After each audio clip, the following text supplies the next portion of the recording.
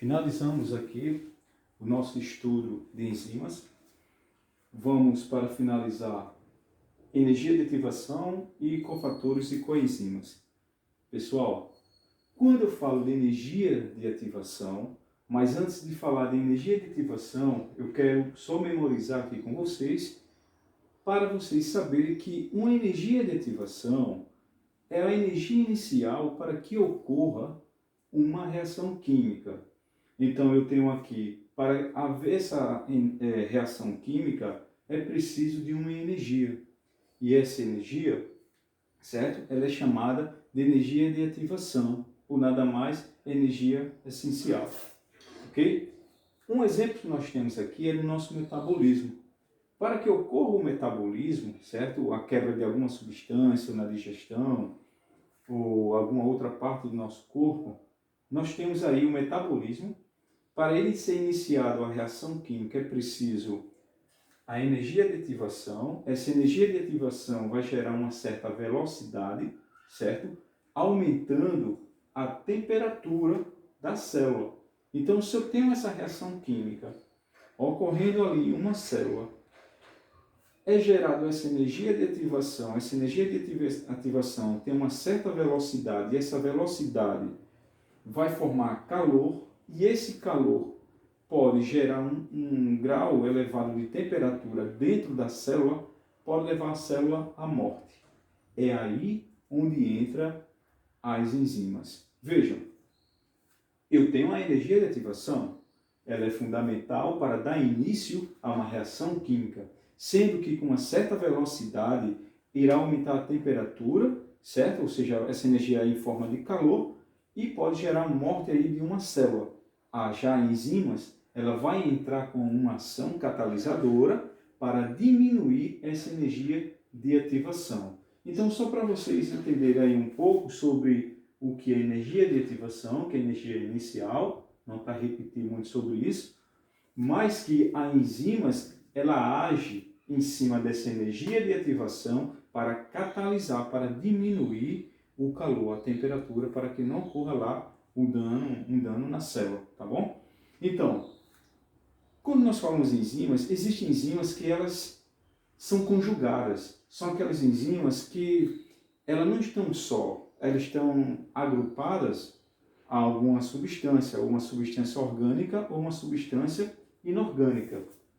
E como é que é dito isso? Veja, eu tenho aqui falando sobre cofatores e coenzimas. Vejam, eu tenho aqui muitas enzimas, são proteínas simples constituídas apenas por cadeias polipeptídicas, outras são conjugadas, ou seja, proteínas que são conjugadas e outras que não são. Aqui não são conjugadas, são chamadas de proteínas simples, certo? E as que existe aderida a outras substâncias, elas são chamadas de conjugadas. Vejam só, vamos falar um pouco sobre essas conjugadas.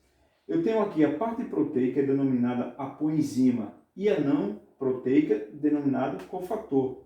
Quer dizer o seguinte, que quando eu tenho ali uma proteína conjugada, eu tenho aquela proteína dividida em duas partes. Vejam, uma parte proteica, né? Na verdade aquela enzima conjugada, uma parte proteica, que essa parte proteica eu chamo aqui de poenzima, e uma parte não proteica chamada de cofator, sendo que esse cofator ele pode ser orgânico e pode ser inorgânico. Eu tenho aqui um cofator, eu vou representar ele como um cofator inorgânico. Quando a coenzima vem ligado, coenzima já sabemos que é a parte proteica, vem ligado a um cofator que é uma substância inorgânica, são chamados de holoenzimas, certo? Então, quando você vê essa palavra falando de determinadas enzimas conjugadas chamadas holoenzima, trata-se de uma coenzima ligado a um cofator inorgânico. Esse cofator inorgânico são alguns tipos de metais, como zinco, como cobre e como o manganês. Então, são fatores inorgânicos. Então, são chamadas de holoenzimas. No caso que esse cofator seja de substâncias orgânicas, são chamados de coenzimas. Vejam só, eu tenho aqui, no entanto, o cofator pode ser de substância inorgânica ou inorgânica. Quando o cofator for uma substância orgânica, no caso da maioria de vitaminas, são denominados de coenzimas. Então, quando você vir falar em coenzimas e eu vir falar em oleoenzimas, eu sei que são proteínas conjugadas.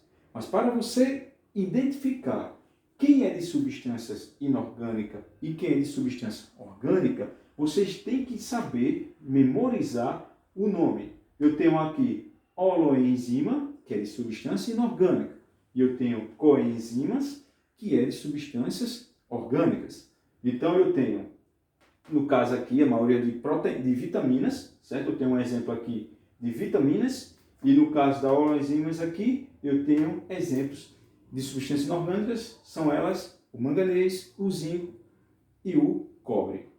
Forte abraço, faça o exercício, qualquer dúvida, estou aí esperando vocês para a gente reforçar mais ainda esse estudo sobre as proteínas de uma forma em geral. Ok, gente?